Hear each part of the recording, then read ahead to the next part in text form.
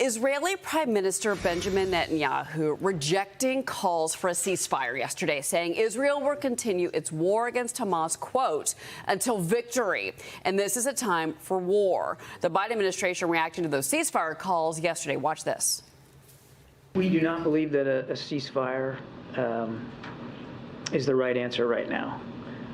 We believe that a ceasefire right now benefits Hamas. And Hamas is the only one that would gain from that right now. Well, joining me now, Global Guardian CEO, former Green Beret, and retired U.S. Army Colonel Dale Buckner. Sir, good morning. This op-ed coming out from Benjamin Netanyahu, and of course those comments we heard from him yesterday, absolutely unequivocally, no ceasefire. The goal remains the same for the destruction of Hamas. Your thoughts on what you've seen so far happening between Israel and Hamas? Cheryl, I think very simply put, Netanyahu is facing a military threat and has an agenda. You've got a political agenda in conflict of that. You have humanitarian efforts that are in conflict with that. Ultimately, there's no easy answer. But as you think of that kind of terrain, which the administration is also facing, the military agenda is going to be prioritized right now in the short term over all other agendas, which means ultimately these different agendas, all the way from the tactical level to all the way to the strategic level, they're non-compatible, which means ultimately this will be very messy, as no matter what decisions are made, there will be room for criticisms globally. But ultimately, if you are Netanyahu, you're going to prioritize that military agenda and your end state over everything else. And he's made that very clear. He says the U.S. would not have agreed to a ceasefire after the bombing of Pearl Harbor or 9/11.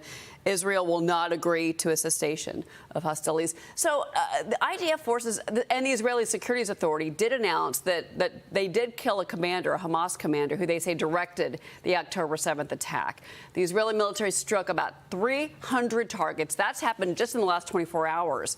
That's Hamas compounds, that's inside the tunnel system, anti-tank missile, rocket launch post. So your reaction, because as we watch the continual bombardment by the rockets into Gaza, we have to remember that there are still over 200 hostages that are likely in those tunnels.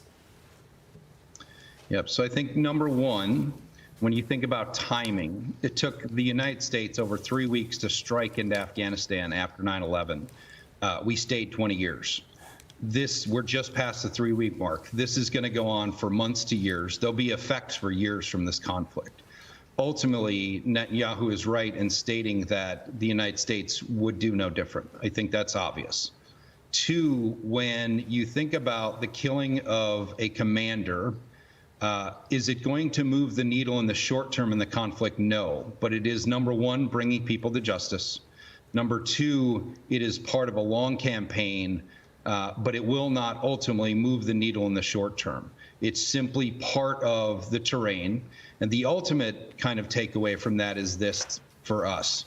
It showcases that the intelligence networks are working, and that if you think about this as a light switch, you turn that light switch on of intelligence, the intelligence gathering is working when you can target someone that precisely 3 weeks into the conflict. Joe Pinion's on set with me. Joe, go ahead. Yeah, obviously, you look at what's happened here. There seems to be a ton of misinformation online, mixed messaging coming from the White House. But I wonder if you could put it in context for the audience. When you look at the actual carnage committed by Hamas, over 30 Americans now believed dead, people from 35 different countries, either dead or reported missing.